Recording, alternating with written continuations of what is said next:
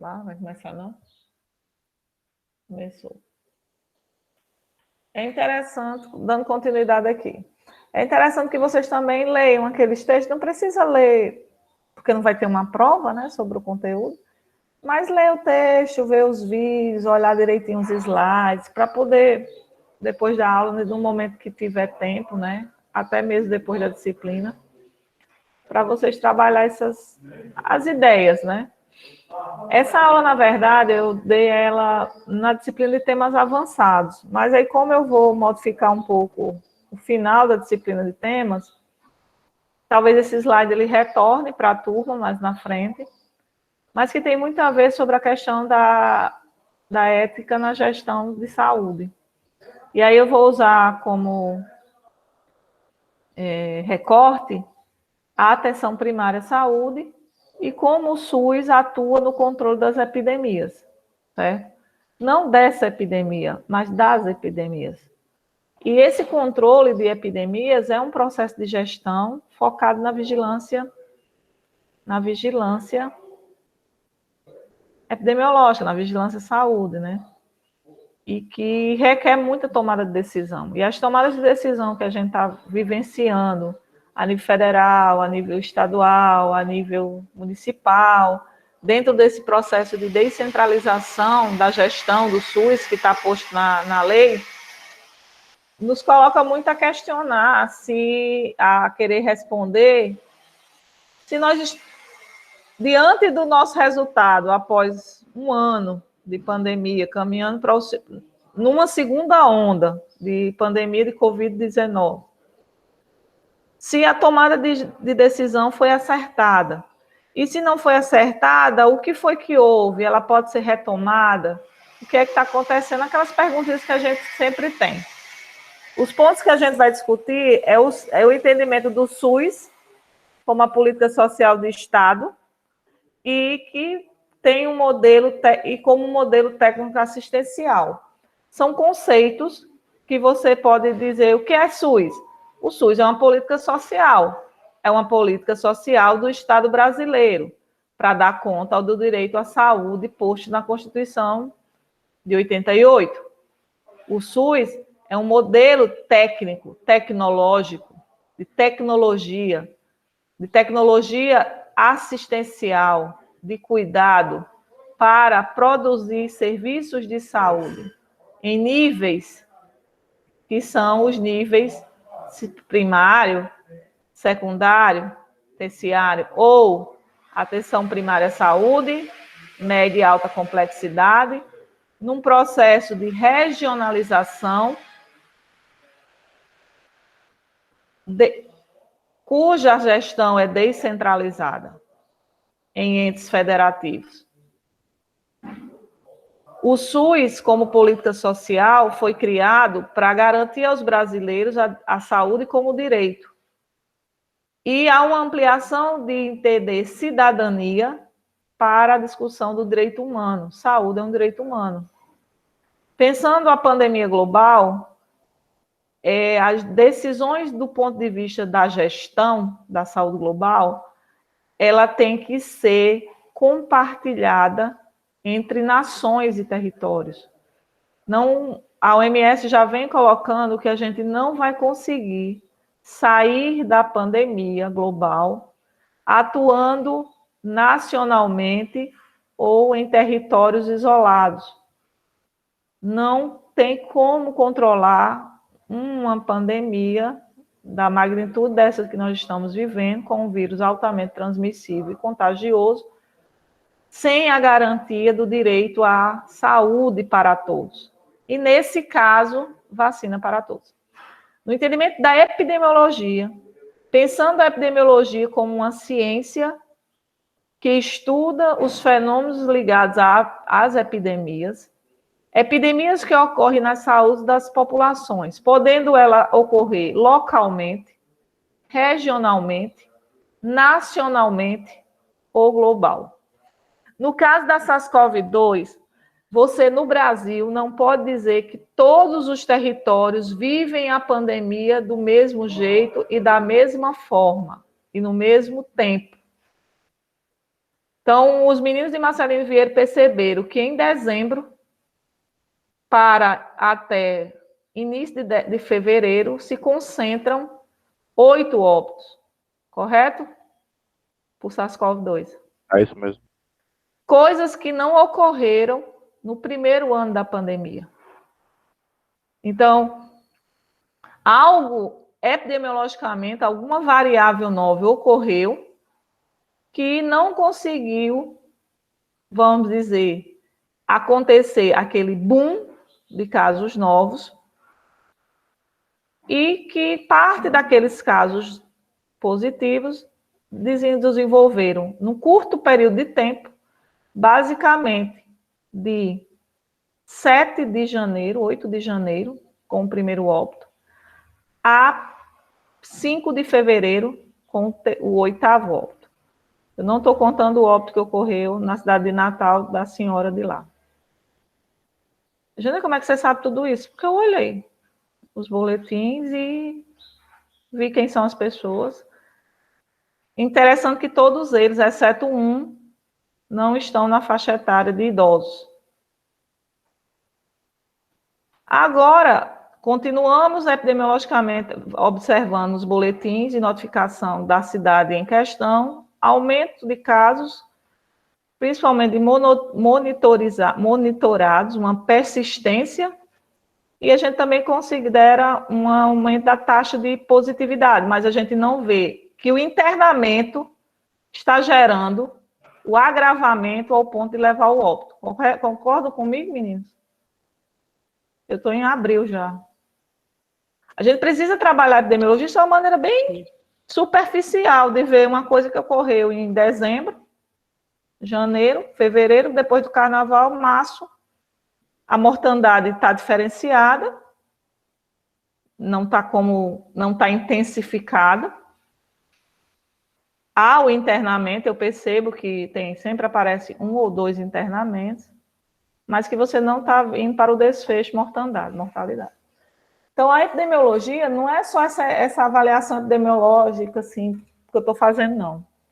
É uma avaliação realmente de projeções, com modelos matemáticos, com métodos estatísticos, usando a tecnologia da informação, fazendo testagem em massa. Toda nessa perspectiva que é mandado dentro da vigilância epidemiológica. Plínio estudou isso quando viu veterinário. Se você não fizer uma vigilância lá, ambiental, no animal, a maior parte das doenças infecto-contagiosas, elas são os animais os incubadores. Esses vírus e bactérias que surgem no meio animal, elas são transferidas para o meio humano, se transformam em doenças, e doenças com alto poder de contágio ou não. Então, você precisa trabalhar a perspectiva de epidemiologia, mas não só, e da saúde das populações, mas também trabalhando as vigilâncias agregadas. A atenção primária é a porta de entrada do sistema e é onde deve ocorrer o controle das epidemias. Não tem como você controlar uma epidemia na UTI, no setor terciário, na média e alta complexidade.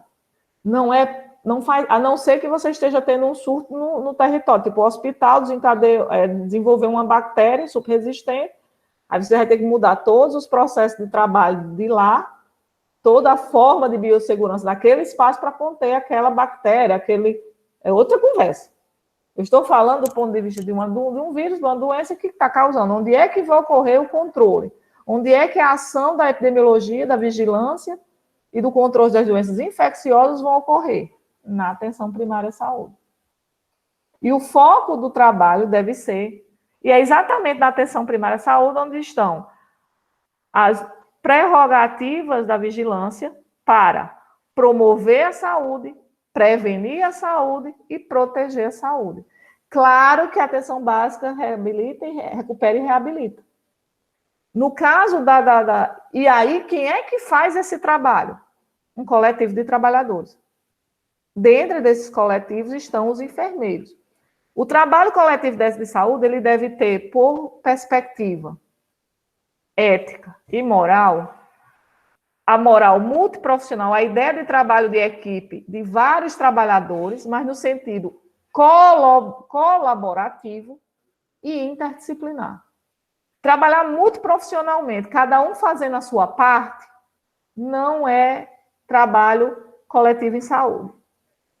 Apenas você consegue fazer o trabalho coletivo em saúde quando você assume uma perspectiva, uma atitude de ser um trabalho colaborativo, interdisciplinar, de ligação de saberes de várias ciências da saúde e, às vezes, de outras áreas, para dar conta da identificação da necessidade, do problema, e aí propor as resoluções.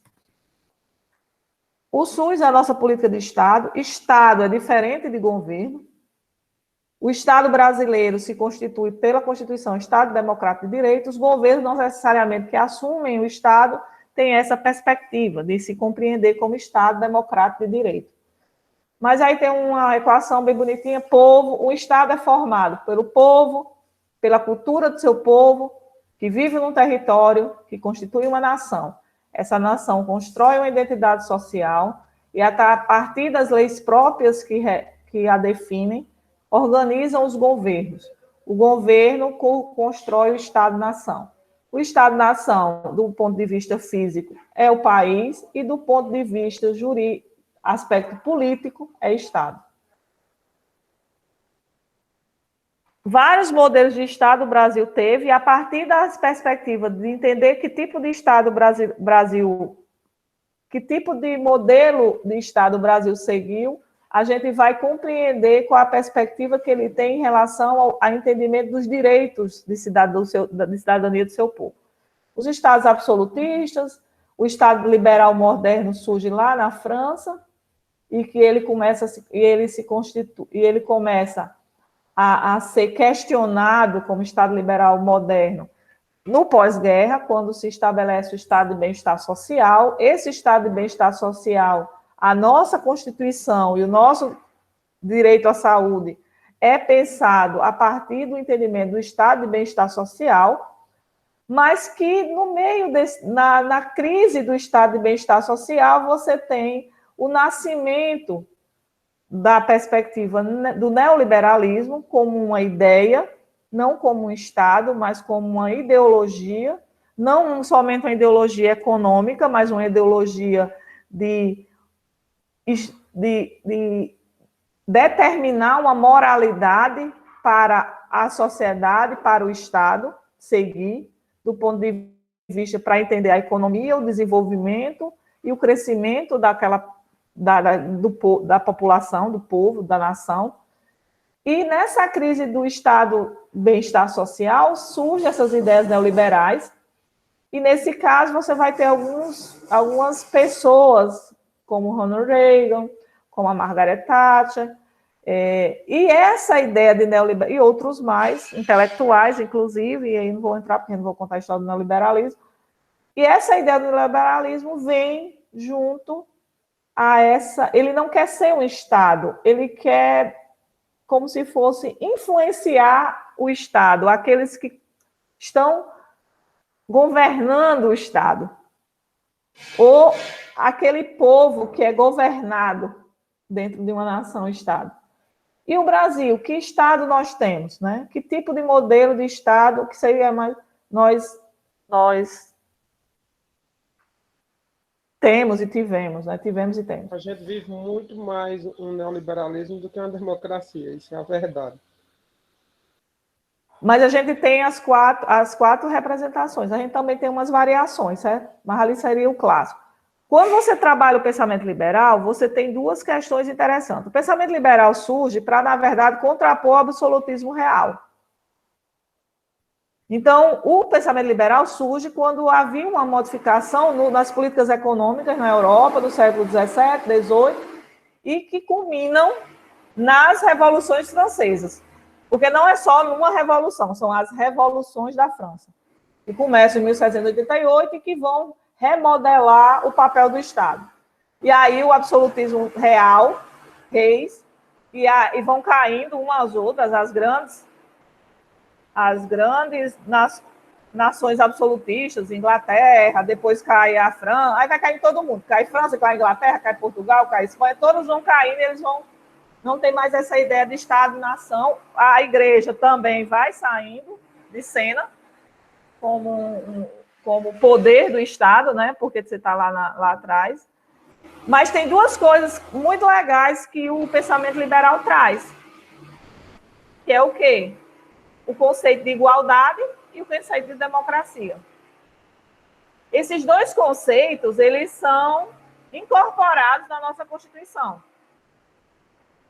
Porque lá na Declaração dos Direitos do Homem, em 1789, que é a base das revoluções francesas, ele diz que o exercício da plena cidadania é uma condição do Estado liberal. Então, o Brasil, quando coloca a Constituição de 88, ele propõe que a cidadania plena só poderá ser conseguida através de duas condições: igualdade de direitos, cidadania plena e democracia. Eu não vou entrar muito nessa situação aqui, porque é um pouco da história. A Revolução Francesa de 1789, que traz a ideia do pensamento liberal, marca o fim da Idade Moderna e inicia a Idade Contemporânea. E essa Idade Contemporânea ela vai coincidir com a Segunda Revolução Industrial, a gente já está bem na quarta. Mas aqui na Segunda Revolução Industrial surge um ente interessante, que é o capitalismo financeiro. Porque tem uma ideia do Karl Marx que diz o seguinte: o homem se apropria, não sei se é Marx, vamos lá, o homem se apropria da natureza, transforma a natureza, constrói os seus bens necessários para sobreviver, e a partir daí ele vai iniciar todo o processo, lá atrás de comércio. Aí depois o comércio vira...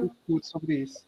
Aí depois o comércio vira a mais-valia, que é o que está no Manifesto Comunista e toda a discussão do capitalismo, do capital. De qualquer maneira, esses séculos aqui são muito interessantes, porque aparece uma coisa que lá na frente, no pós-Segunda Guerra, vai dar o grande boom da tentativa de recuperação dos países do norte, que é o capitalismo especulativo. Quando termina a Segunda Guerra Mundial, precisamente, a Europa estava arrasada. A Ásia estava em guerra ainda, porque depois da Segunda Guerra Mundial ainda continua conflitos no leste europeu, no leste asiático. A China, a Guerra Fria, separando os polos comunismo e capitalismo, você tem que esperar um pouco o fim dessa do Stalin, aquela coisa toda. E aí, o Brasil sai da Segunda Guerra Mundial e, em 54, há o golpe de Estado, e aí você entra num regime militar que não tem nada de democracia, certo? E aí a gente tem outra história. No fim da Segunda Guerra Mundial, surge um novo Estado.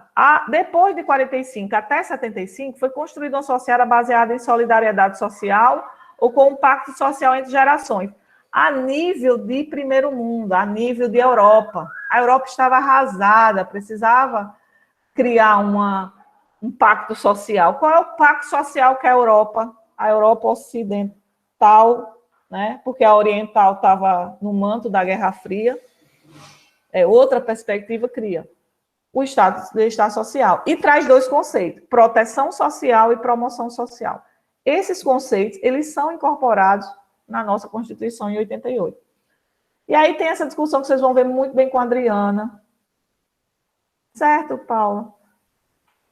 Pode ficar no coisa.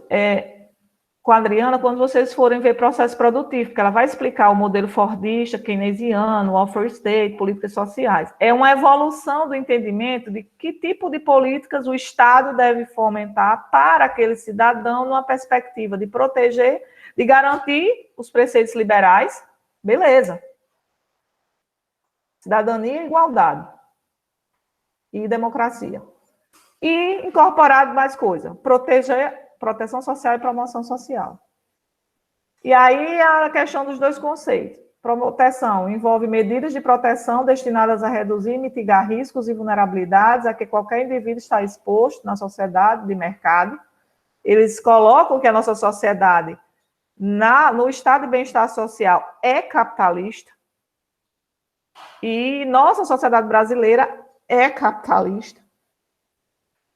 Aqui qualquer indivíduo está exposto na sociedade de mercado, tal como de não prover o sustento próprio e o da sua família por meio do trabalho, seja por velhice, morte, doença ou desemprego. Aqui é a base da Previdência Social, que hoje é tão criticada pelo movimento neoliberal. Aqui está a base do entendimento da construção de uma saúde universal e de uma assistência social que mitigue riscos e vulnerabilidades que algum indivíduo possa adquirir ao longo da sua existência. A promoção social vai envolver ações destinadas a garantir todos os indivíduos de uma população universal igualdade. Janaíl está tendo aula de assistência social, né, Janaíl? De uma população as mesmas oportunidades de acesso aos recursos muito da revisão e benefícios conquistados pela sociedade em seu percurso histórico. Então, é o seguinte, é aquela velha história. Nós não somos o país mais rico do mundo, mas nós fomos a sexta economia mundial. A sexta economia mundial, então, no nosso percurso histórico de sociedade, Brasil, nós somos um país rico em território, não temos desastres ambientais. Agora, junto com o planeta, a gente está vivendo um problema das ações climáticas, né? Questão de estiagem. Nós tivemos um aumento da população e um aumento da nossa perspectiva de vida. Nós temos muitas cabeças e tic-tacs que podem ser trabalhados através do processo de educação para se tornar as grandes mentes humanas da população. Nós não temos uma população altamente envelhecida ainda. Nós temos uma população muito ativa e jovem, que precisa ser garantida a políticas de trabalho que coloquem esse jovem, que vai ser minoria em 2030, porque nossa população vai envelhecer. Nós precisamos garantir, promover ações sociais para que a população que está trabalhando hoje, envelheça saudavelmente, que a gente consiga distribuir melhor as riquezas, que a gente diminua a desigualdade social, que a gente garanta que as iniquidades sociais não coloquem as pessoas em mais risco, simplesmente porque decidiram por uma orientação sexual, ou seguem uma orientação sexual, um princípio religioso de A ou de B ou de C, ou porque são de uma raça ou de uma etnia. A iniquidade social é uma marca que o indivíduo tem que o coloca numa situação de desigualdade em maior vulnerabilidade. Você vive mais a vulnerabilidade pela sua situação de iniquidade, por ser quem você é. E desenvolvimento agrário. Hoje, tem países, gente, que não tem terra para plantar o que comer. Nós temos terras agrárias para dar e vender.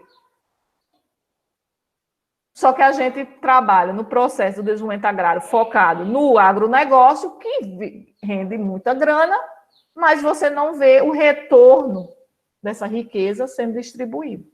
E aí, numa contrapartida, a gente percebe que a agricultura familiar, que é uma agricultura, vamos dizer, cultural, tem traços culturais, que é importante manter as culturas das populações, para ela construir a identidade nacional dela. A gente constrói a identidade até pelo que a gente come. Ser nordestino, ser sertanejo, ser rural, ser urbano, é o traço da nossa identidade cultural. Então, tudo isso precisa ser trabalhado dentro das políticas públicas. E quem desenvolve as políticas públicas são o Estado, que tem seus gestores dentro dos espaços para poder a coisa acontecer. Esse gestor é um agente do campo da saúde muito importante.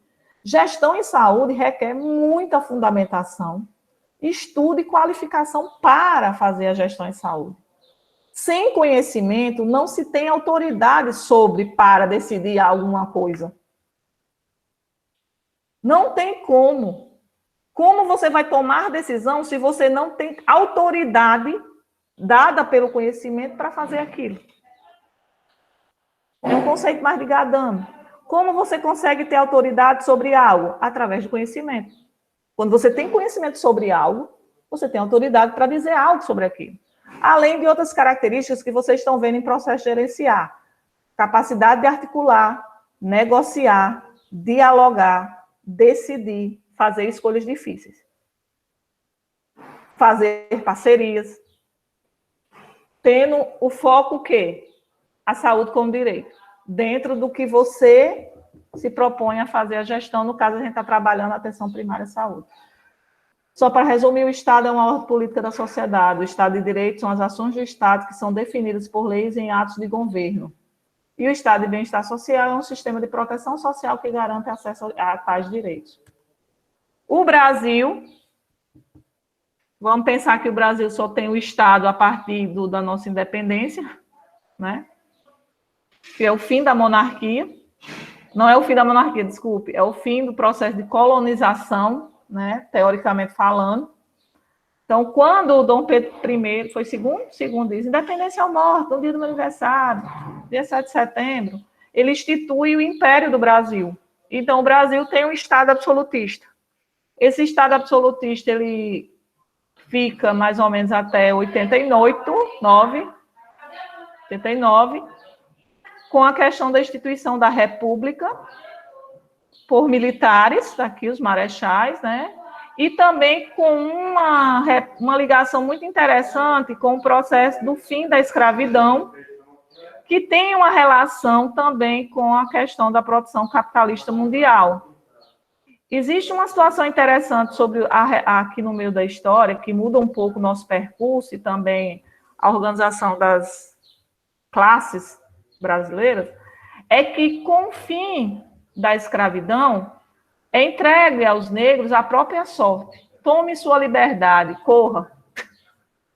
Siga seu rumo.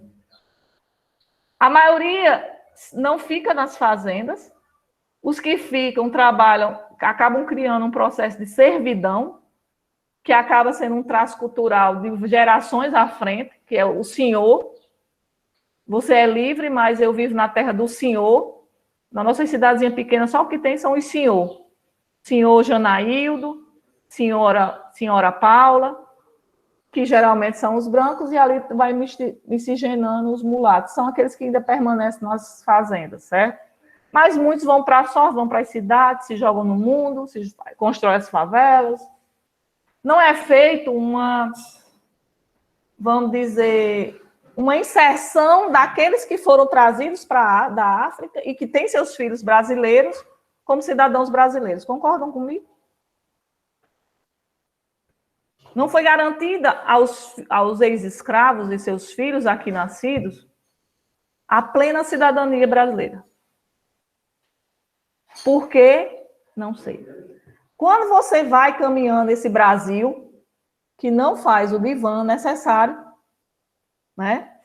E se constrói como um país miscigenado e com identidades nacionais, apesar da identidade portuguesa ser muito intensa, e também trazendo um pouquinho já no final dos anos de 1990, a galera lá dos imigrantes fugindo da Primeira Guerra Mundial, que também impõe uma nova marca da identidade nacional, que são os imigrantes fugidos da Primeira Guerra, na primeira leva, e depois fugidos da Segunda Guerra, na segunda leva. Mas esse processo de migratório é bem interessante. Eu estava vendo um documentário essa semana sobre o legado italiano, e teve uma frase no meio desse... Eu achei bonito, eu acho muito bonito o sul. Eu adoro o verde. Aí, no meio da frase, a mulher dizia o seguinte: nós viemos para cá para trabalhar nas fazendas, porque aqui não tinha pessoas para trabalhar. Como é que aquela fazenda de café, que era trabalhada no agroexportador pelos escravos, de uma hora para outra, em 1903, começa a chegar um monte de italiano e eles disseram: nós viemos para cá fugir da fome, da miséria e das guerras, porque lá sempre teve conflito que desencadeou na Primeira Guerra Mundial. E eles, na frase dita do documentário, está assim: meus antepassados vieram para cá para trabalhar nas terras, porque não existia ninguém para trabalhar. E o que foi que fizeram com os negros, os escravos?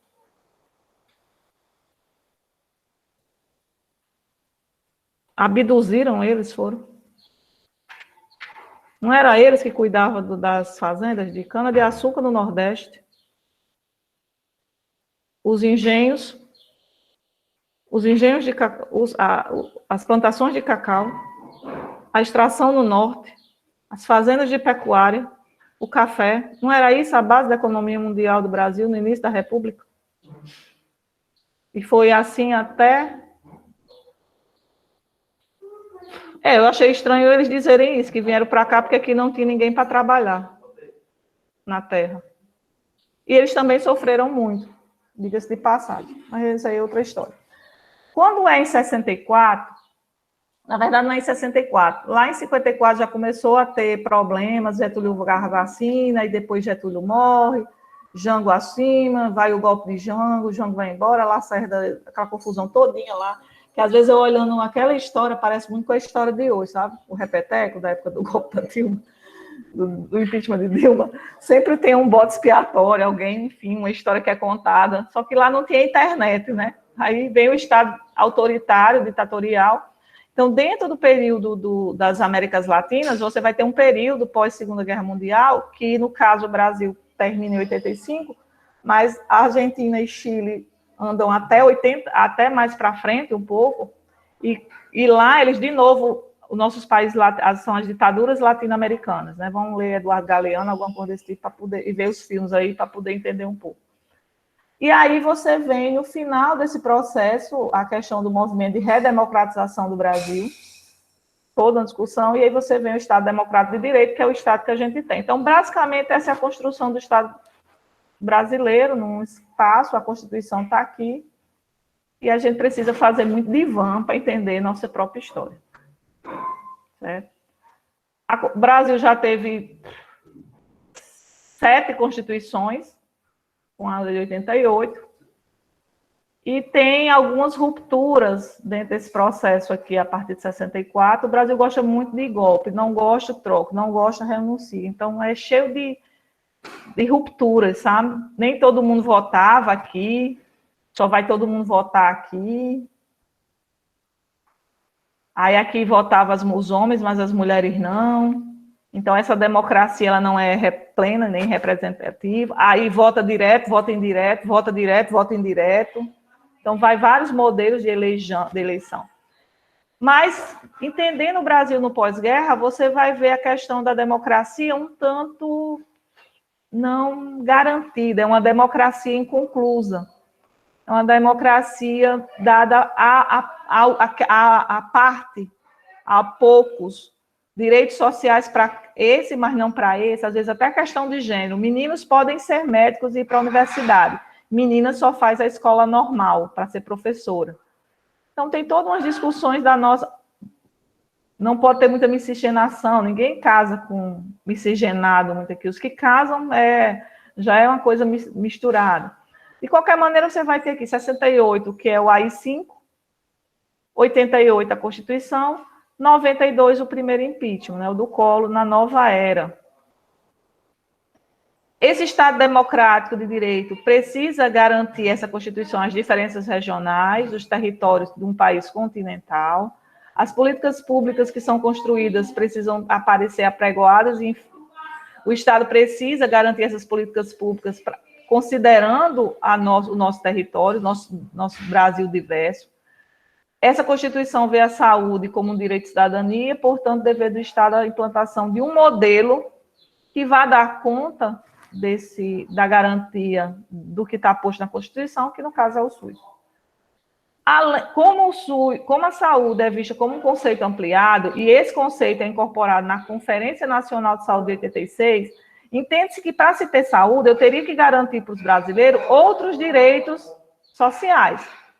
E aí, todo o processo de gestão tem que ser intersetorializado. Então, além de ser a gestão da saúde, eu tenho que buscar uma saúde intersetorializada para decidir algumas situações. Tipo, se eu estou trabalhando na Política Nacional de Saúde Integral do Sistema Prisional, na verdade, é uma política interministerial, intersetorial, entre dois agentes, que é os gestores da segurança do sistema judiciário e do sistema judiciário prisional, com o setor saúde daquele local, Estado, município, Estado ou governo federal. Como a questão do sistema prisional tem um perfil epidemiológico muito específico, diante das condições do que é a prisão brasileira e diante do perfil dos grupos sociais homogêneos que vivem no sistema prisional, porque eles vivem no sistema prisional. Quem são eles? De onde vêm? Como eles chegaram aqui?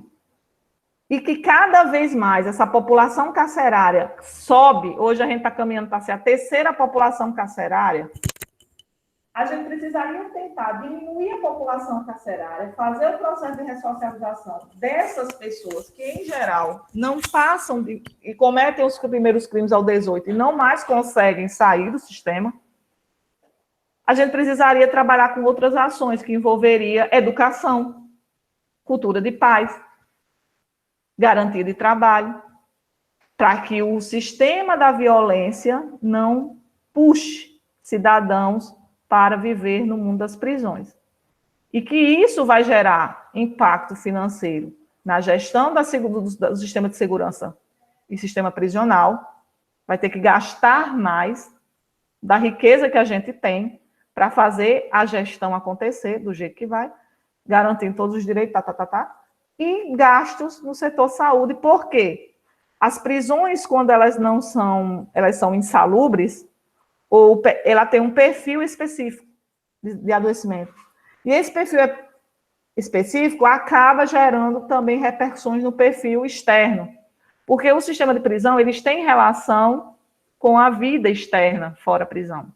Então, quem for trabalhar, ser gestor da saúde prisional, precisa entender as necessidades sociais e de saúde dessa população a partir do espaço e território que eles vivem. Então, vocês precisam entender e aplicar o SUS olhando para a prisão. Por isso, a questão dos estigmas, dos preconceitos, são complicados quando você vai trabalhar políticas integrais, específicas, de grupos específicos, minoritários, vulneráveis, que têm uma marca de iniquidade forte.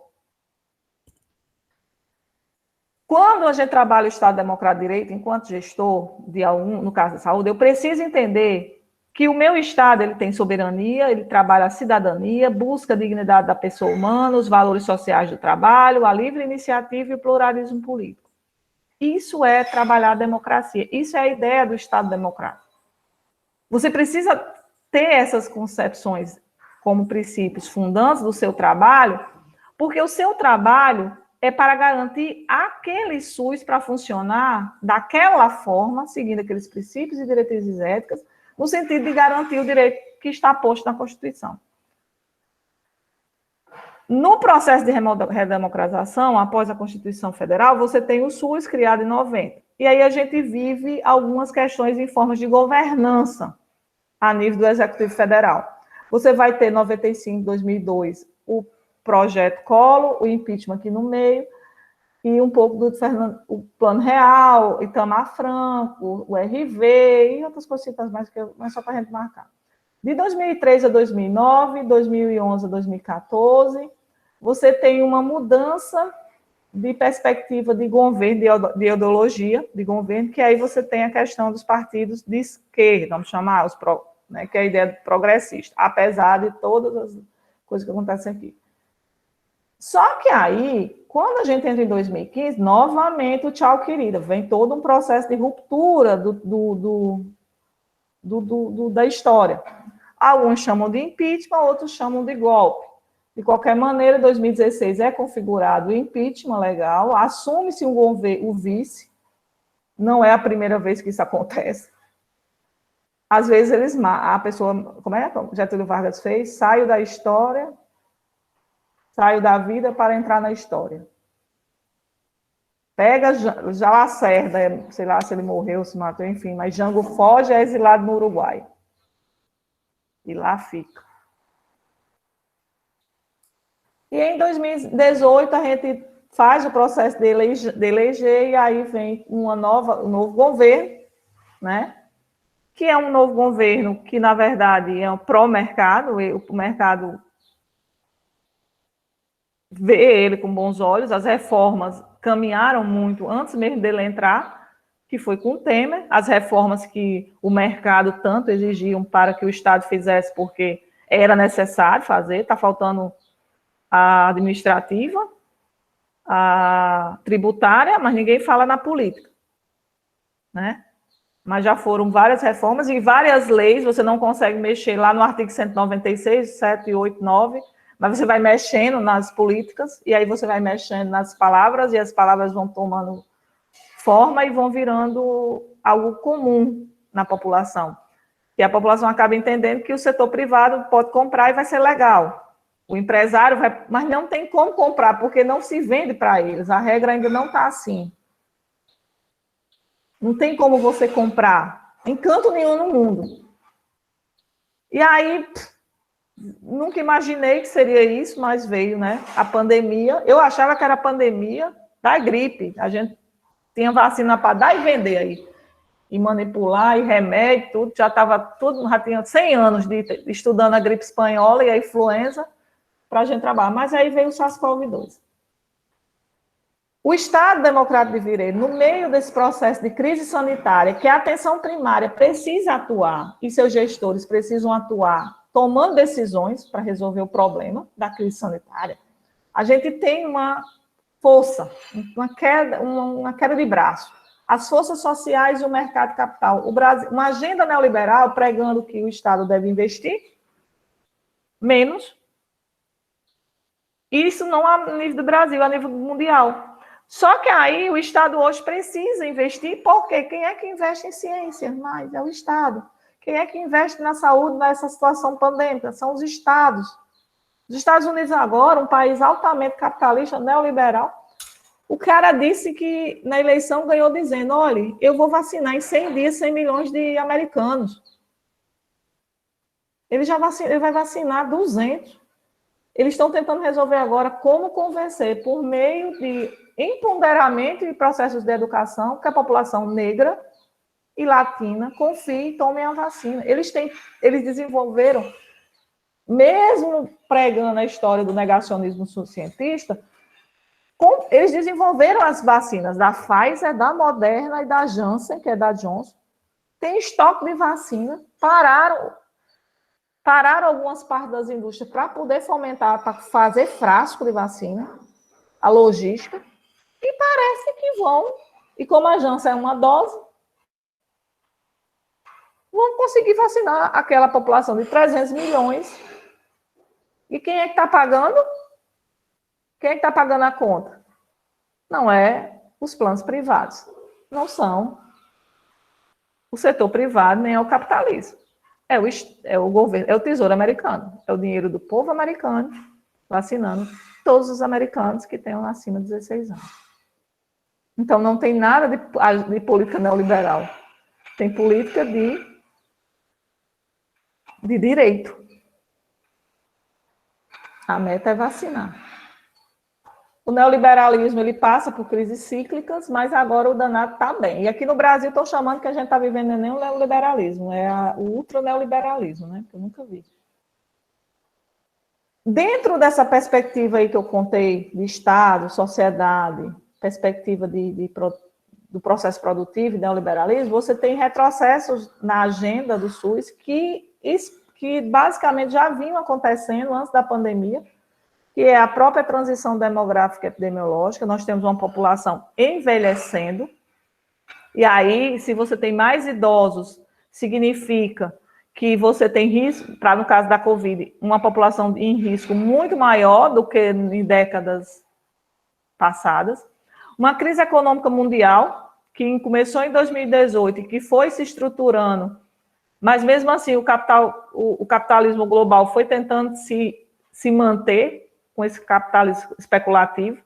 A globalização e a saúde global do sistema de saúde tem um regulamento de saúde internacional de 2005, já prevendo como as nações devem se comportar para fazer a gestão e a vigilância epidemiológica das doenças infecciosas, e a OMS, esses dias, já está começando a pensar que esse regulamento não deu conta dessa pandemia.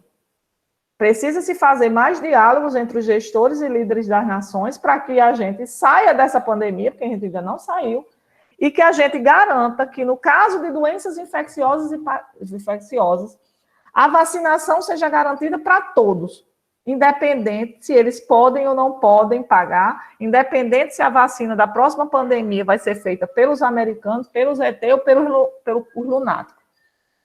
Então, a própria OMS, como Organismo Mundial de Saúde da Organização das Nações Unidas, onde estão agregados 194 países, inclusive o nosso, já estão vendo que aquele regulamento internacional de 2005 precisa ser revisto e novos pactos precisam ser trabalhados para a gente pensar a saída dessa pandemia e das próximas pandemias.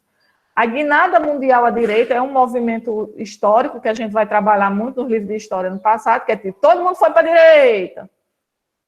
Só que agora na pandemia estão tudo caindo. Trump caiu. Os Estados Unidos disse, pode-se embora com esse movimento aí, e bota, e não é que ele não, mas enfim, é um marco. E agora está a nossa situação também. Então, essa guinada mundial, política e ideológica, não é uma coisa que aconteceu aqui, ali e acolá. Na verdade, é um movimento que veio, alguns países conseguiram barrar. Quem não conseguiu barrar ainda via eleição, que foi o caso dos Estados Unidos, o próprio gestor, o próprio líder mundial, no caso do Reino Unido, que era uma discussão muito grande sobre a ideia neoliberal, quando pegou Covid, viu logo, salve o Sistema Nacional de Saúde inglês. Salve. O Boris Johnson, na hora que pegou na primeira onda, ele disse, epa, é o Sistema Nacional inglês que vai nos salvar. É o Estado, é o dinheiro do povo da Inglaterra que agora vai focar e nós vamos ter uma vacina. E eles têm uma vacina. E eles têm os problemas deles, enfim. O neocolonialismo e a necropolítica, que são conceitos mais específicos que são cunhados muito na discussão dos filósofos, dos pensamentos africanos, das ex-colônias, que tem enfim. Só que aí, aqui no Brasil, teve algumas questões. Os impactos dos gastos públicos e a crise política, econômica e jurídica de 2004 começou assim, na verdade, começou na eleição de 2014, e que em 2015 a gente praticamente não tem nenhuma ação do processo a nível federal para poder o governo caminhar.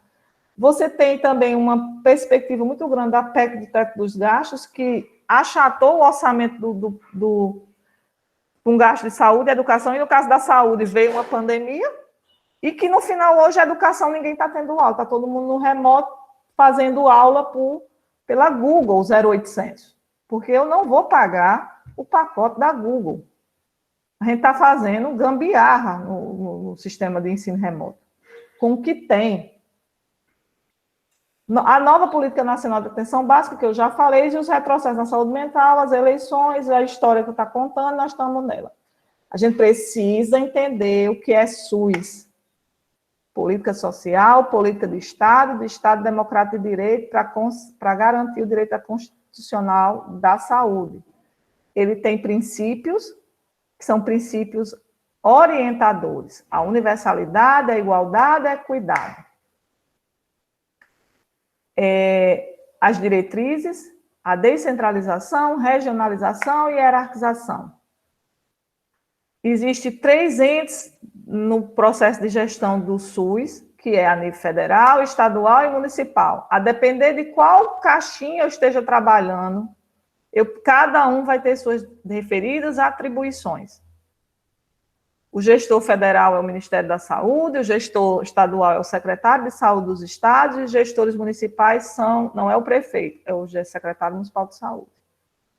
Toda assistência, pensando a hierarquização do cuidado, buscando a integralidade do cuidado, que eu esqueci de botar aqui, precisa ser pautado no homem real, naquele homem, indivíduo, que participa de uma família, de uma comunidade, que dentro do conceito do Braille coloca o homem parte de um grupo social homogêneo, que tem formas de adoecimento, de morbidade e mortalidade específicos, a depender da sua inserção no processo produtivo e nos modos de ir andar a vida, que é o processo reprodutivo. Para o SUS acontecer, é necessário a participação da comunidade através do controle social e de suas instâncias deliberativas para definir o que fazer com o financiamento, com o dinheiro para garantir o Sistema Único de Saúde. Os níveis de atenção são 3, onde a base está a porta de entrada e a maior quantidade de problemas e necessidades a serem resolvidas, e é o município o gestor maior da atenção primária à saúde. É nas unidades básicas de saúde e nas outras instâncias e cenários de cuidado que vai acontecer a migração do paciente, do usuário do SUS, a partir da sua necessidade para níveis mais elevados e mais complexos de assistência. Você tem a média complexidade, onde estão muito as situações de cuidado hospitalar, mas que também estão a questão das terapêuticas de exames diagnósticos. Os pacientes que assim necessitam de cuidados mais intensivos, de alta complexidade, devem ter garantidos, a partir de uma rede regionalizada, e aí os municípios congregam regiões de saúde, a depender da divisão que cada estado fez. O Rio Grande do Norte tem 8 regiões de saúde, e que essas regiões de saúde servem para que a gente possa movimentar o indivíduo para resolver os seus problemas de saúde a partir do nível de complexidade que sua doença, seu adoecimento requer. A UTI UP-Covid, ela está na alta complexidade. O CAEC está na atenção primária. O hospital regional está aqui. Dentro do hospital regional, você vai ter alta complexidade, que seriam os serviços de UTI. Mas se você pegar a discussão de pediatria e Covid, as crianças que são diagnosticadas com Covid, que evoluem para quadros clínicos graves, que requer cuidados clínicos ou específicos, ou críticos, eles não são cuidados na Regional 6. Eles são transferidos para a Regional Metropolitana, em Natal, que é onde estão os leitos de UTI pediátrico para pacientes com Covid. Não tem leito pediátrico fora da cidade de Natal. A gente precisa entender que os gestores, eles estão num momento delicado, frente a essa crise sanitária, que a maior crise sanitária do século XXI, e que impactou a saúde global, os sistemas universais de saúde e que tem uma discussão diplomática que precisa ser feita urgentemente entre as nações, e aí entra o ministro das Relações Exteriores do Brasil, para que a gente, nos espaços de discussão sobre saúde global, a gente consiga sair com o melhor diálogo, o consenso dialógico para sair dessa crise planetária. Entendendo os conceitos de surto, epidemia, endemia, epidemia e pandemia, a gente não pode acusar país A ou B ou C simplesmente por ter feito o seu trabalho ou não ter feito o seu trabalho. A gente sabe que a Ásia sempre tem os espaços de surgimento das pandemias e não é de hoje, certo? A grande questão da pandemia, que não é a primeira do mundo, é que ela se espalhou muito rápido. E se espalhou muito rápido porque a maior parte dos países não fizeram ou não deram a devida importância ao alerta. Ou o alerta não foi dado de uma maneira mais incisiva.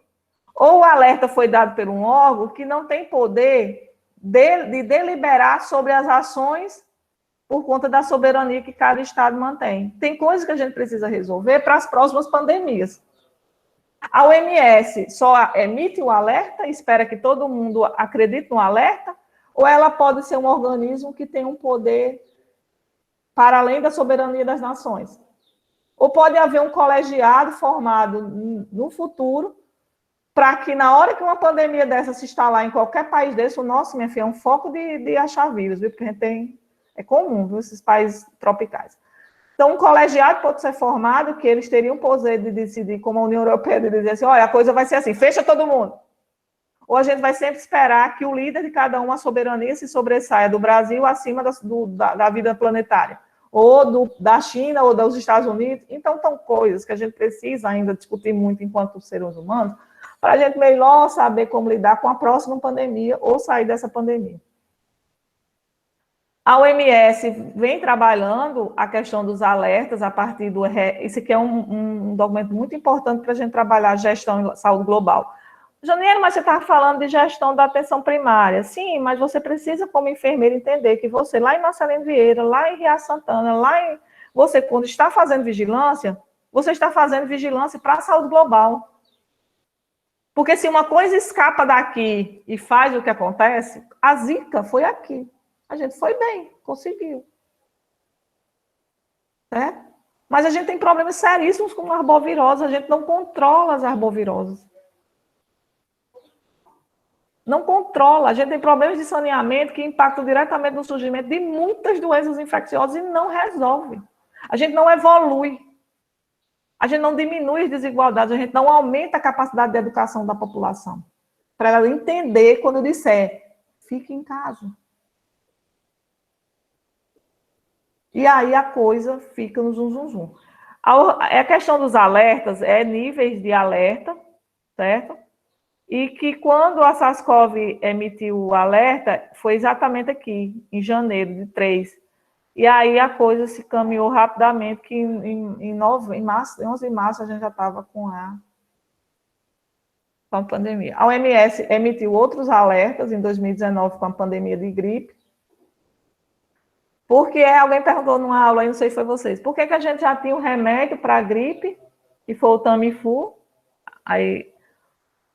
e já tinha vacina. Quando foi em novembro, eu me lembro da gripe, em setembro de 2009, foi feita a campanha de gripe contra essa pandemia aí, de H1N1, no Brasil. Por que é que foi tão rápido? E já tinha um remédio. Na verdade, ele existia, foi testado e funcionou. Toda hora que usava ele, aqueles pacientes que estavam com H1N1 tinham uma melhora real, de você ver a coisa mesmo ali, e foi rapidinho, acharam o Tamiflu. A vacina, o mundo já tinha um know-how muito grande de ciência desenvolvendo vacinas para a gripe, porque essa aí é uma cepa, é uma variante da gripe espanhola, então a ciência estava focada muito. Estava tão focada que a gente achava que a pandemia agora era de uma outra gripe, de influenza. A poliomielite, em 2014, a epidemia de ebola, de 2014, que tem um filme maravilhoso, que eu vou botar lá na Classroom para vocês assistirem, gente, sobre a ebola. Lindo, lindo, lindo, frio, lindo, lindo. Em 2016, o vírus Zika, que aí é o Brasil, só aqui no Brasil foram mais de 2.100 casos de crianças com microcefalia, né? E depois que passou, nem tem vacina, todo mundo continua engravidando, o vírus está aí, mas parece que, enfim, vamos para lá. Em 2019, no meio do furacão do SARS-CoV-2, de novo outro surto de ebola, eu vou tentar, esse livro aqui, eu vou digitalizar um capítulo para vocês, são 2 capítulos, eu queria que vocês lessem eles, nem que fosse nas férias. Ele simula, dá para ver? Ele simula assim, como a gente pode tomar uma decisão da gestão caso o Brasil tenha um surto de ebola. O que é um surto de ebola? É um caso. Um caso, se aparecer de ebola no Brasil, é um surto. Um caso. E aí, tem 2 capítulos nesse livro, muito bom. Eu comprei esse livro só para isso, sabia? Só para vocês lerem. Escolha no limite, dilemas éticos e emergências sanitárias. E o capítulo 8, que se chama Tomada de Decisão em Epidemias e Pandemias. Reflexões Éticas para Profissionais da Saúde no Brasil. Ele simula que um surto de ebola ocorre no nosso país e que a gente vai tomar decisão para conter o ebola a nível de gestão do SUS. Eu vou digitalizar e vou entregar a vocês. E aí, quando a pandemia surge, muitas pessoas, inclusive pessoas que têm uma boa aceitação do que ele fala, minimizaram a pandemia, como tantas outras. Não, a China, a Coreia e o Japão vão resolver, eles sempre resolveram, vai ser igualzinho àquela outra. Não vai espalhar. Todo mundo tem que lembrar que a H1N1, na verdade, não foi na Ásia, foi na América. A pandemia de 2009, de H1N1. E aqui tem um texto muito interessante que está no site da Fiocruz, no ENSP, que quem foi que falou, meu Deus? Narrades Barbosa, que é o diretor-geral da OPAS, que é o escritório da América Latina da OMS, disse que o Brasil tem um sistema de vigilância consolidado. E que esse trabalho que o Brasil fez e todo o trabalho, tudo que o Brasil aprendeu, principalmente na boa atuação nas outras pandemias, H1N1, na tentativa de organizar o sistema, na capilarização que o SUS tinha, e no que o Brasil fez na época da Zika, que foi muito reconhecido, e toda a história acumulada, ele disse o seguinte, que o Brasil, mesmo tendo esse sistema consolidado e tendo cabeças pensantes para tomar decisões corretas, não quer dizer que ele estar preparado não significa estar invulnerável.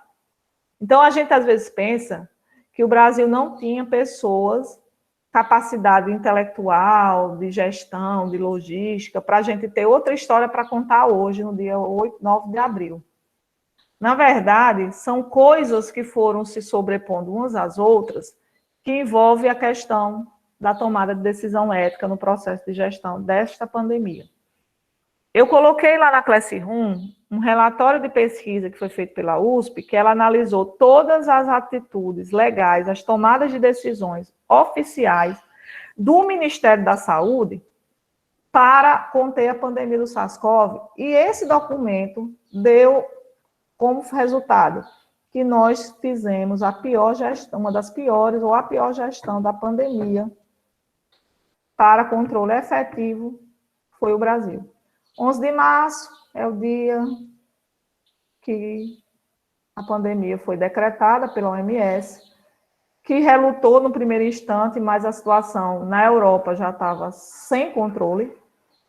Gente, se vocês forem ver o boletim, o primeiro boletim da OMS é 21 de janeiro. Tinha um caso na Ásia, tinha um caso no Japão, Tailândia e Coreia. Todos os outros casos eram na China. E estavam localizados na China Central. Isso, 21 de janeiro. Quando é no boletim do final de janeiro, começa-se a aparecer os casos nos Estados Unidos, Espanha, Alemanha, Reino Unido.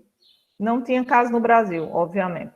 Esses casos tinham vínculos epidemiológicos com a região de Wuhan. Então, eles estavam indo como casos importados, isso no final de janeiro. A China já estava naquela confusão. E a Coreia estava se saindo bem, fez teste de massa, que parecia um tirinete. Testou todo mundo. Quando no final de fevereiro, a Europa, em pleno carnaval brasileiro, a Europa estava num caos. Era a gente na festa do Momo e os europeus na região de Lombardia, vivendo o Calvário. Quando 11 de março, a pandemia decretada, 26 de janeiro, 26 de fevereiro, o primeiro caso importado, pleno carnaval é anunciado no Brasil. Dia 16 de março é fechado as aulas de vocês. Dia 22 de março, o primeiro óbito do Rio Grande do Norte ocorre, coincidentemente é um professor da universidade. E o resto é história para contar. Crescimento exponencial, Não é crescimento, eu vi. Betinha tá arrasada. Eu pensei que ele ia fazer 100 anos, Príncipe Felipe. Ela deve estar arrasada, né? A bichinha. Tadinho. Betinha é forte.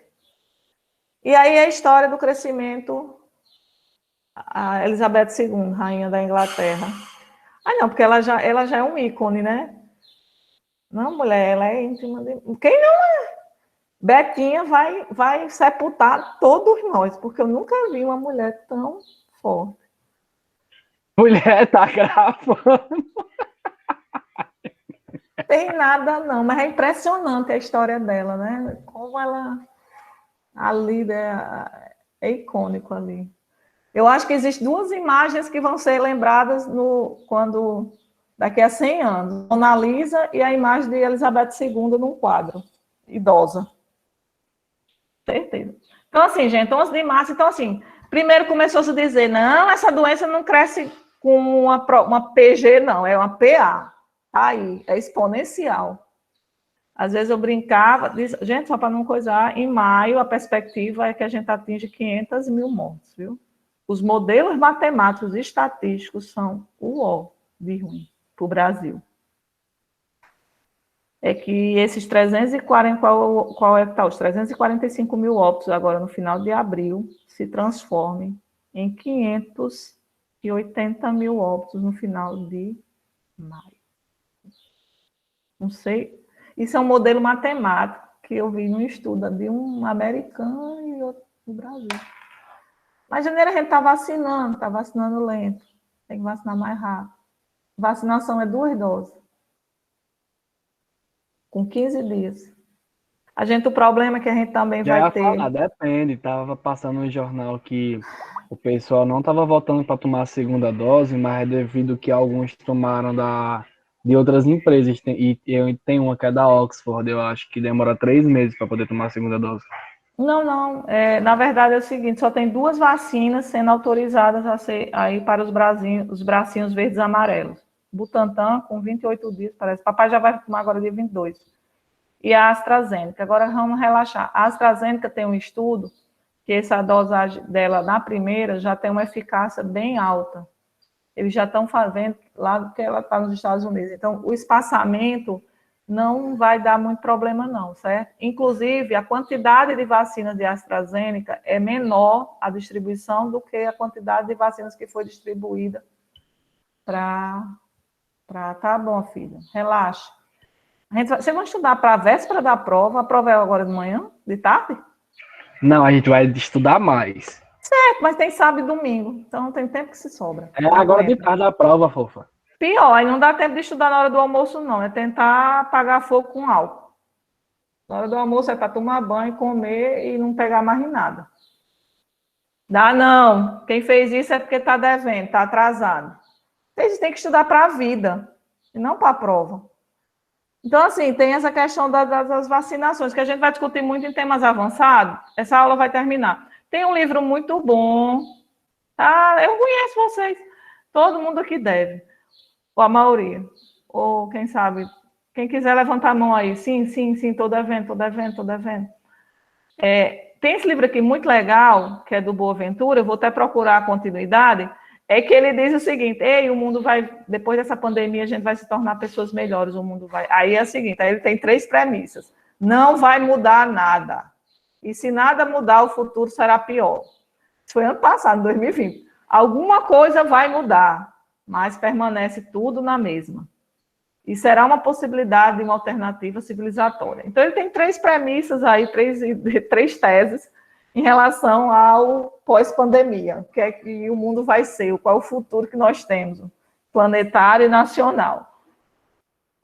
E aí, se a gente pensar qual é o futuro do SUS, qual é o futuro da gente sair dessa crise sanitária, nós estamos numa segunda onda, mais alta do que a primeira, com a mortalidade lá em cima, com variantes, demorando a vacinar, sem fazer a quarentena, como manda a vigilância, o livro de vigilância epidemiológica, A gente precisa fazer um novo pacto social para saber que o Brasil vai restar, porque a crise econômica, ela não é que ela vai ter, é que tamanho ela vai ser, porque ela já está sendo. Os países estão arrasados economicamente, não é só a gente. Pode abrir o que quiser, as pessoas alguns não têm dinheiro e outros não têm para que comprar. Eu estou usando uma roupa, não sei nem quando foi. Então, o capitalismo, o capitalismo, ele é sustentado no lucro. E o lucro é sustentado na mais-valia. E isso a gente precisa. E no consumo. A gente precisa consumir. Consumir bens. Comprar o próximo iPhone, comprar a próxima moda, a próxima camiseta, a próxima moda fast. Eu quero saber e produzir. Tá aí, não tem ninguém comprando carro. Agora, financiamento e juro tá bombando ainda. Né? Isso aí, quem está vendendo dinheiro, está ganhando dinheiro. Mas o comércio, que é o setor de serviços, né? Não, a pandemia ela vai passar, mas o vírus vai ficar e a doença vai ficar lá no CID. Mais uma no pacote. A gente precisa aprender com o que fez de certo e de errado para poder resolver essa crise. Porque essa crise econômica já vinha, a crise social já vinha. O problema é que a crise sanitária, pronto, virou um... Agora, como fazer a gestão do cuidado de saúde é uma pergunta que não foi Boaventura que fez. Eu estou fazendo. Como é que nós, como enfermeiros, trabalhadores, cidadãos, vamos pensar o futuro do SUS, o futuro do direito à saúde, vacinação sempre. Sempre, talvez 1 em 1 ano, 2 em 2 anos, ainda não se sabe. Isso aqui é os dados reais. Isso aqui foi dia 6 de abril, 33 mil mortes. O Brasil estava respondendo a mais de 1/3 das mortes do mundo. Nossa segunda onda é pior do que a primeira. E segue o bonde. Está aqui as estatísticas de óbito. Olha, isso aqui são os óbitos do ano passado, meu povo. 9 de junho, que a gente estava na primeira onda, ó. E aí, bum! Isso aqui é o Rio Grande do Norte. Se vocês quiserem ir para o Laís, vocês vão ver os dados. Cadê a nossa RT? Nível de transmissão. Estou nem mais vendo, estou ceguinha. O acumulado de óbitos. Eu não sei, eu acho que é 2,87. Que tem a RT, que é a taxa de reprodutibilidade do vírus. A letalidade em jovens. É engraçado, mudou o perfil agora, né?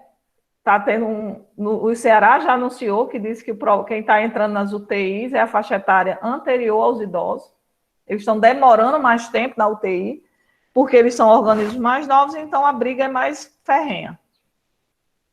Certo? Mas ainda continua os idosos altamente vulneráveis ao Covid, então é uma coisa que vai ter que ser pensada para quem fazer a gestão da saúde, da política do idoso, da saúde do idoso, porque é uma doença e um vírus muito, muito, muito, muito, muito, muito perigoso para quando eu e Richelieu envelhecermos, né? Somos os mais velhos, né, Janaílda?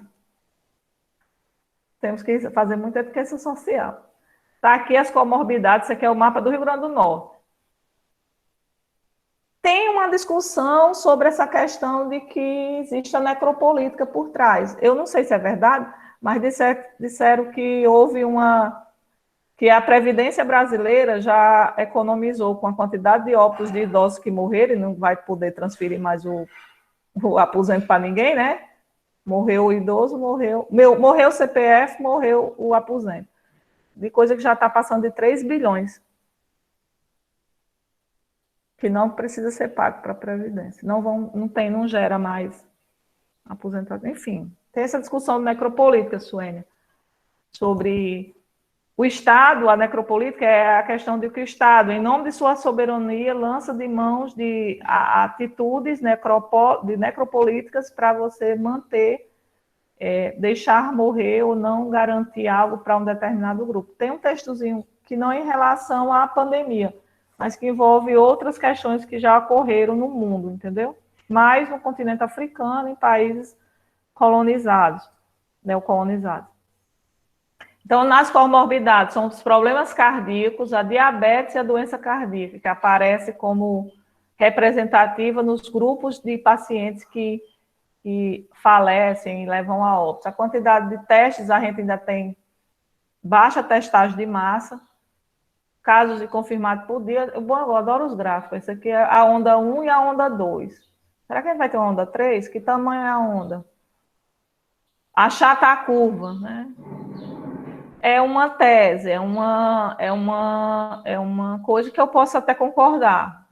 Posso concordar, Raquel. Que eu acho que seria um problema menos. Mas aí a gente tem um processo democrático em curso, né? Houve uma eleição, enfim. A gente não pode mudar a história, então vamos seguir em frente. Aqui são mais coisas que vocês podem ver. Esses gráficos, eles são interativos naquele site, vocês podem trabalhar. Letalidade.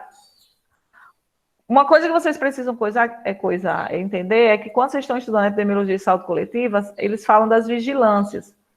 E que o SUS vai atuar no controle das doenças emergentes, a Covid é emergente, e reemergente quando um dia ela tiver um outro surto lá na frente, daqui a 15 anos. Ninguém se lembra mais nem da Covid, aí vem um boom da Covid. Porque as pessoas vão nascer, viu? As pessoas, elas vão nascer livres e vão tomar um monte de vacina.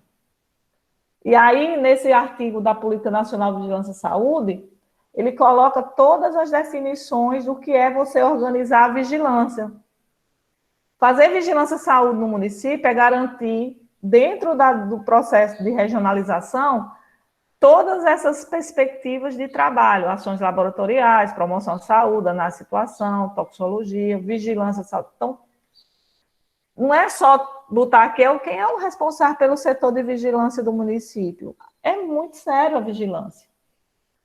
Como fazer o trabalho de saúde para enfrentar as epidemias? Precisamos criar novas tecnologias, novas formas de trabalhar o coletivo de trabalhadores. Precisamos melhor gratificar, valorizar o trabalhador da vigilância. Precisamos qualificar melhor o estudante de saúde para trabalhar os processos de vigilância e enfrentar as epidemias que parece que é a marca do século XXI. Tem um livrozinho bem antiguinho que diz que como eu controlo a epidemia? Olha a receita. Você precisa saber qual é o objetivo que você quer enquanto gestor. Eu quero erradicar a doença, eu quero eliminar a doença, eu quero reduzir a incidência, eu quero reduzir a gravidade ou eu quero reduzir a letalidade. As vacinas que a gente está fazendo estão tentando diminuir, com certeza, a gravidade, porque eles não querem que interne, porque o internamento com a intubação impacta na mortalidade, o vírus é sério e não se encontrou uma terapêutica eficaz.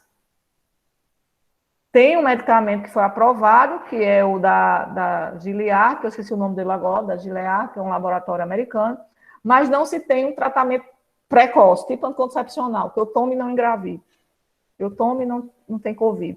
Está ainda nesse imbróglio. Eu quero reduzir a incidência. Essas vacinas estão dizendo que vacinando a população, imunizando, a gente vai garantir que ninguém se agrava. Beleza. Beleza. Então, a vigilância epidemiológica vai trabalhar com casos leves, ou moderados, ou nem moderados, só leves e assintomáticos. Então, para pegar o assintomático, eu tenho que fazer testagem de massa para fazer o controle. E fazer no futuro, viu? Quando a gente tiver todo mundo vacinado. Então, é o seguinte, tanto fazer testagem de massa, tentar debelar surtos, melhorar a capacidade, eu estou falando ideias, capacidade de educação da população e saber que se você for testado, mesmo assintomático, vai para o isolamento, em casa. E acompanha. Você não foi vacinado? No meio disso, a ciência a vida vai fluindo e a ciência vai evoluindo. De imediato, o processo das vacinações vão reduzir, eles garantem que vão reduzir. A gravidade, as pessoas não vão se agravar. Se você não se agrava, você desafoga o sistema hospitalar. Dá fôlego. Se você reduz a letalidade, você reduz a mortalidade, diminui o clamor. Se você está vacinando, eu diminuo também a incidência, porque a vacina vai evitar que você não adoeça, porque vacina é quando a gente toma para não adoecer. É esse o princípio de vacinar. Então, a gente precisa trabalhar a SARS-CoV-2, apesar do mantra quase apocalíptico que ela trouxe para a nossa vida, e de mudança, estou com raiva porque eu não estou comprando aí roupa de Isadora para ir para a festa de Santo Antônio, de novo. Ai, chega a me dar o cheiro da manhã, eu sinto Marcelino Vieira. Mas não pode. Não pode. Então, essa não tem nada de novo, é uma doença viral, gravíssima, uma doença rápida que deixa o negócio é pancada e é global. Mas as estratégias de vigilância, de gestão, são, na verdade, velhas e novas estratégias. É você retomar e colocar e tomar decisão a partir de conhecimentos válidos. É investir em ciência para ver esse medicamento, é você construir um pacto global que as vacinas têm que ser para todo mundo. Não adianta vacinar só os Estados Unidos, botar um domo lá e... Nós precisamos nos relacionar enquanto planeta, senão a economia ruim, a economia vai... É um mundo globalizado, o vírus é global. Como tomar decisões no campo da gestão de saúde local e em que nós vamos nos apoiar? Eu não vou responder, vocês vão responder. A vigilância, ela tem que ir para além de só notificar. Vou testar todo mundo, faço um monte de notificação. E aí? Faz o quê com esses dados? Faz o quê com essa informação? A informação gerou necessidades, problemas. Vamos atuar, vamos tomar decisão, fecha pau dos ferros.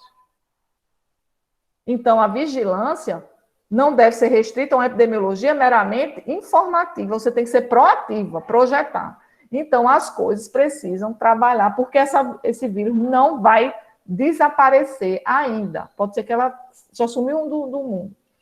Você precisa trabalhar ciência, atenção, formação, valorização, para que a gente consiga lidar melhor com essas coisas que vão surgir.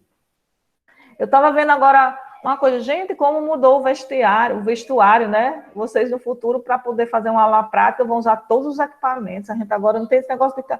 Lembrei de Graziele, que eu dizia, Grazi, seus cachinhos vão ficar tudo amassados quando você estiver nos estágios. Como é que vai ser os turbantes? Porque tem que prender, né? Para não cair tudo. Grazi, agora é outra situação, minha amiga, é touca. Touca na cabeça, amassando os cachinhos. É máscara. Dá depender do que vocês vão fazer, uma aspiração é completo. Então, é muita cor. Não. Ei, menino, apaga. Não diga isso, não. A questão de vigilância epidemiológica é para você ir para olhares do presente, você vê a vigilância como um componente de monitorar o estado de saúde da população, da formulação, desenvolvimento, implementação de políticas públicas, na promoção de ambiente seguro. É um conceito antigo, mas acaba tendo que mudar os padrões epidemiológicos de vários agravos. E aí é aquela velha história que o mundo atual, você tem surgimento de muitos patógenos novos, né? E aí a família coronavírus, e que tem efeitos na globalização que tanto, como se for, produzem a epidemia, como sofrem consequências da epidemia. Concordam? E aí você também tem que trabalhar as subculturas urbanas, como a frase do nosso amigo aí, pessoas que não acreditam que a máscara é importante para barrar vírus respiratórios. Não esse, mas qualquer outro. Eu me lembro das últimas aulas presenciais que a gente teve, antes da pandemia, que a turma de vocês tinha 4 quebrando barreira dentro de sala de aula. Tudo cuspindo vírus para todos os lados. Tossindo, espirrando, falando uns em cima dos outros.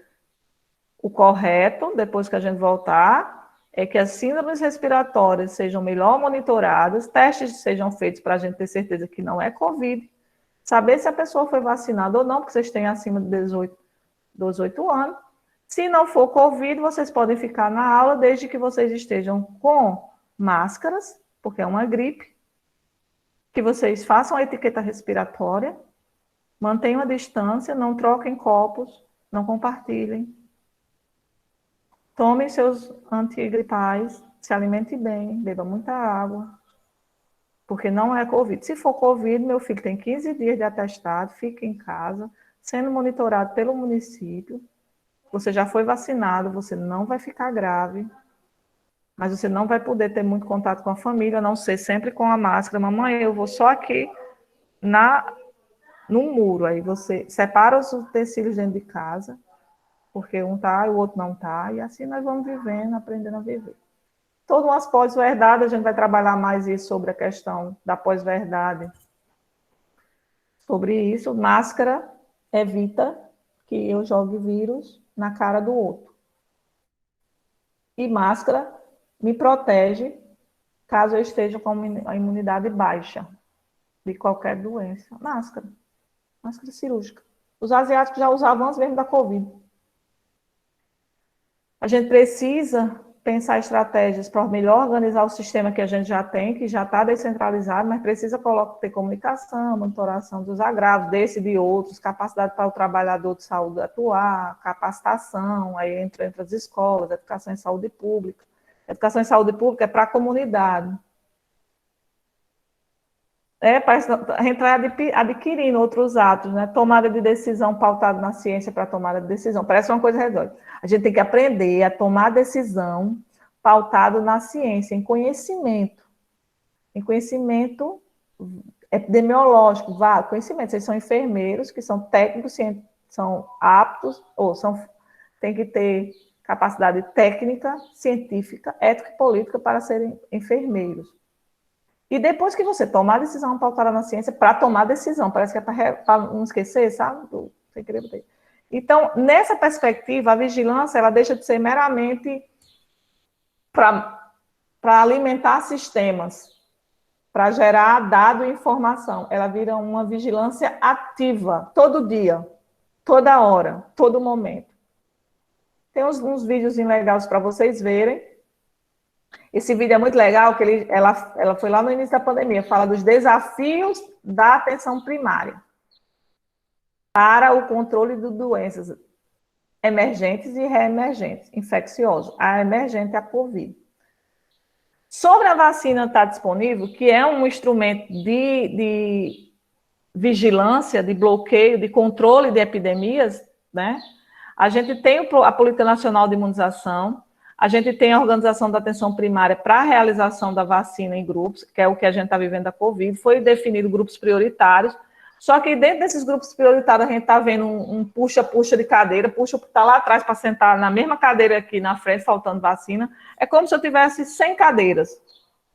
Eu só posso sentar 100 pessoas.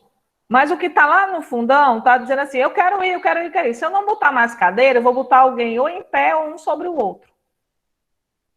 Não adianta trazer nenhum grupo prioritário para frente se não tiver a cadeira para sentar. É um princípio básico.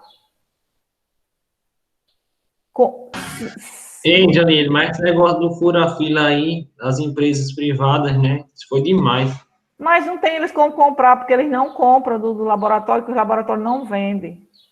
Estava olhando aqui, Janine, agora há pouco tempo, em relação ao Atlético Paranaense. Parece que ele vai comprar vacina para os jogadores, para os sócios.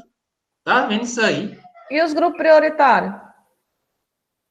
Eu acho que podia nem estar tendo futebol, mas enfim, é uma opinião minha. Era para estar tudo em casa. Acho que não é momento de futebol, não. É momento de estar em casa. Também. Segurança. Então, vamos lá. Deixa eu só explicar. Nessa discussão sobre a vacina da Covid, oh, meu Deus, a gente tem algumas coisas para discutir, só que agora a gente está tendo a prioridade da prioridade da prioridade. Quem gritar mais, eu não ligo. Por mim, podia todo mundo ser vacinado semana que vem, Paulo Sué, desde que tenha vacina, porque dá para vacinar. Capacidade e equipe, garantindo os EPIs para os vacinadores e uma logística, dá para a gente vacinar a cidade. Se amanhã aparecer todo o estoque de vacina, a gente vai vacinar Paulo Serra em 2 semanas. Que eu tenho certeza que tem essa capacidade. Para tudo, para tudo. Bora vacinar, chegou as vacinas. Para todo mundo. Até eu ia ajudar. Não, aí a gente fazer a logística, mas não tem vacina. Então, as estratégias para enfrentamento da hesitação vacinal, movimentos anti-vacina, tem que trabalhar a educação em saúde, a educação permanente, porque precisa trabalhar o trabalhador, formar o trabalhador, né?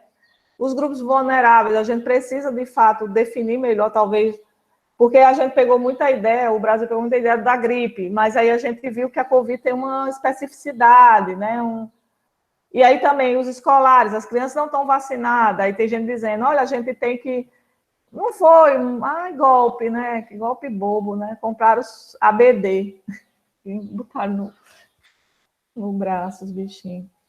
Então, assim, os planos foram feitos, mas sem assim... A gente precisa continuar a achar... Tá? Eu botei essa imagem, que eu acho muito interessante. Eu acredito demais na capacidade de que a fé pode trazer uma condição melhor de compreensão, de aceitação, de todo esse drama que a gente está passando. Mas, como profissional de saúde, não vamos só esperar que isso tudo que a gente está passando é por culpa de um Deus que está chateado com a gente e mandou esse castigo, certo? Certo? Ou que rezando, pedindo, esse vírus vai desligar, porque se for só por isso, eu estou com raiva de... Eu estou chateada, porque seria só eu apertar. É isso. Nós somos profissionais de saúde, nós precisamos agir com o que Deus nos deu, nossa inteligência e nossa capacidade de pensar e resolver esses problemas usando o nosso tic-tac, nosso intelecto, nossa racionalidade humana. Porque para ficar toda hora nisso, não, porque, gente, ai, Jesus, aí alimenta a rede social, fica aquele zum. É mais ou menos dizer, eu estou sem água, Deus manda chuva para o Nordeste. A gente nunca faltou água, porque quem tinha dinheiro furou o poço. A gente passou por uma estiagem. Não dá para ter pedido, tipo, eu tinha um dia da época da seca, eu dizia, gente, não adianta orar a Deus para poder consertar a adutora. Tem que ligar para o prefeito para ele consertar, o governador para ele trocar a adutora. Deus não vai atender esse pedido. Ó, Senhor, por favor, conserte a adutora, mande água para a adutora. Não. Mas isso acaba, de certo modo, usando para a população deixar a coisa assim, tá? Então, eu acho que a gente, como profissional de saúde, vocês como futuros enfermeiros, eu gosto a parte da fé, da espiritualidade, porque tem hora que a gente, tipo, aceitar a questão do morrer, né? Todo mundo vai morrer. Eu não quero morrer, não, nessa pandemia, não. Se eu morrer, eu vou com raiva, viu? Pode ter certeza. Eu vou, mas vou com raiva. Mas eu sei que são os desígnios de Deus. Mas mesmo assim, gente, é muita gente morrendo. Eu acho que tem gente morrendo que não era para ter morrido. Não era o momento. Eu tenho certeza que não estava na lista. Não estava na lista. Não era a vez, sabe? E aí, um monte de coisa. Mais referência. Não vai ter aula sobre isso aqui, não. É porque, na verdade, eu estou já adiantando uma coisa que eu quero trabalhar com vocês lá em temas avançados, pegando já a nossa experiência sobre esse plano de vacinação Covid-19, focando um pouco na tomada de decisão, no papel do enfermeiro atuando na gestão da saúde e principalmente no gerenciamento e farmacovigilância. Então, é uma ideia que eu quero trabalhar com vocês a partir dessa aula, mas lá em temas avançados, quando a gente volta com aqueles que vão pagar. Apesar da dificuldade, as flores brotam em lugares inusitados. Consegui terminar a aula. Desculpe o tempo, mas era isso. Tchau, vão estudar. Tchau, gente.